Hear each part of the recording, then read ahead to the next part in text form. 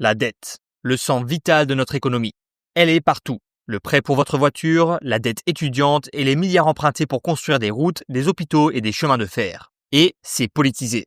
Très politisé. Bonjour tout le monde, je suis Paul de l'UE Simplifié et aujourd'hui on va parler de comment fonctionne vraiment la dette, pas seulement emprunter de l'argent mais son rôle au cœur des marchés mondiaux, si l'endettement commun de l'UE pourrait ouvrir une nouvelle ère financière pour l'Europe, et bien sûr, je vous donnerai mon avis tout à la fin de la vidéo.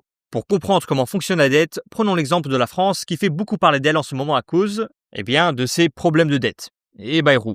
Le gouvernement français a des dépenses énormes. Routes, programmes sociaux, défense et bien plus encore. En 2024, par exemple, la France a dépensé environ 1670 milliards d'euros.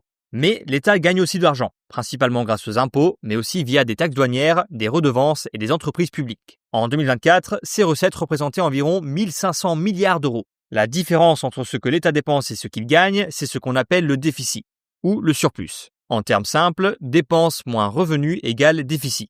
C'est comme vos finances personnelles, si vous dépensez plus que votre salaire, vous terminez dans le rouge.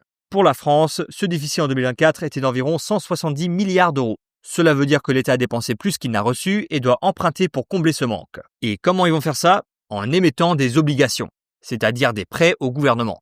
Quand une obligation est émise, les investisseurs, des citoyens, des banques et même des gouvernements étrangers peuvent l'acheter. Chaque obligation est une promesse. L'État s'engage à rembourser l'argent plus des intérêts. Et point très important, ce n'est pas le gouvernement qui fixe les prix de ces obligations, mais le marché. Si les investisseurs pensent qu'un pays est stable et responsable, ils prêtent volontiers à taux faibles. Mais s'il y a de l'instabilité politique ou trop de dépenses, ils demandent des taux d'intérêt plus élevés.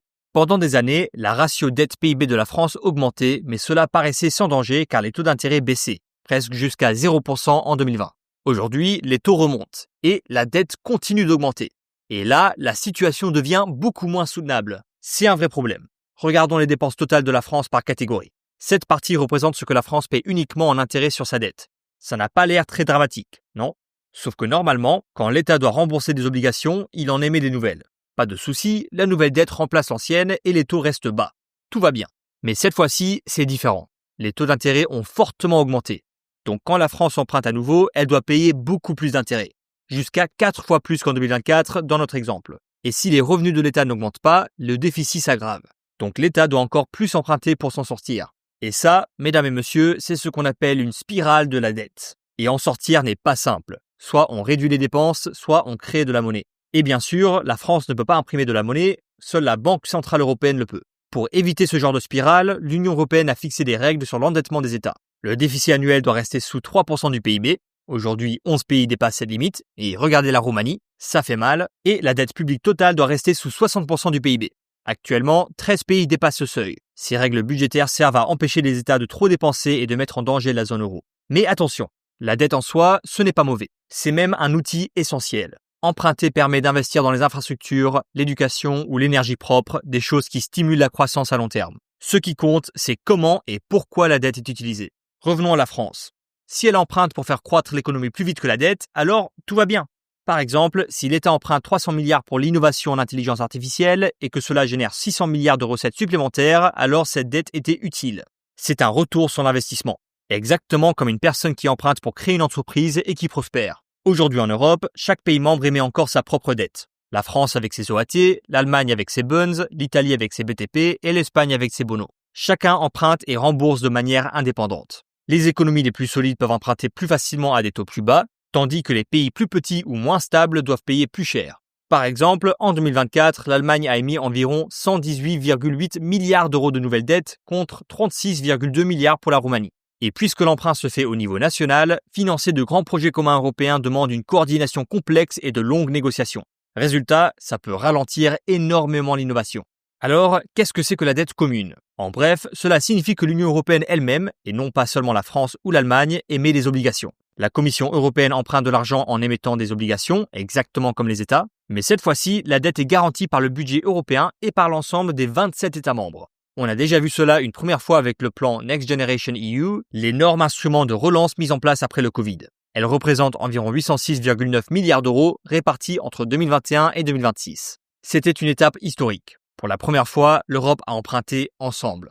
Mais alors, pourquoi l'Europe envisagerait-elle d'émettre de la dette commune ou des euro-obligations garanties par les 27 États membres ? D'abord, pour la croissance. Emprunter ensemble permet de créer des fonds beaucoup plus importants pour soutenir les entreprises, les startups et les grands projets verts ou numériques qui dépassent les frontières. Cela rend les investissements de grande ampleur, comme de nouvelles lignes ferroviaires ou des réseaux d'énergie renouvelables, plus rapides et plus efficaces. Ensuite, il y a la question des taux d'intérêt.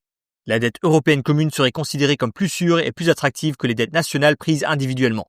Résultat, des taux plus bas et donc des paiements d'intérêt moins élevés. Cela renforcerait aussi l'attrait mondial de l'euro. Avec un marché profond et liquide d'euro-obligations, les investisseurs pourraient considérer l'euro comme une alternative plus solide au dollar américain, surtout à mesure que la confiance dans les actifs en dollars évolue. Et il y a un avantage politique. La dette commune renforce la cohésion européenne. Quand les États membres financent des projets ensemble, cela crée de la confiance et un sentiment de responsabilité partagée. Mais tout cela n'est pas sans risque. La dette commune peut ouvrir la porte à des comportements budgétaires irresponsables. Si certains pays dépensent trop librement, ce seraient les autres qui finissent par payer. Elle peut aussi brouiller les responsabilités. Quand tout le monde est responsable, plus personne ne l'est vraiment.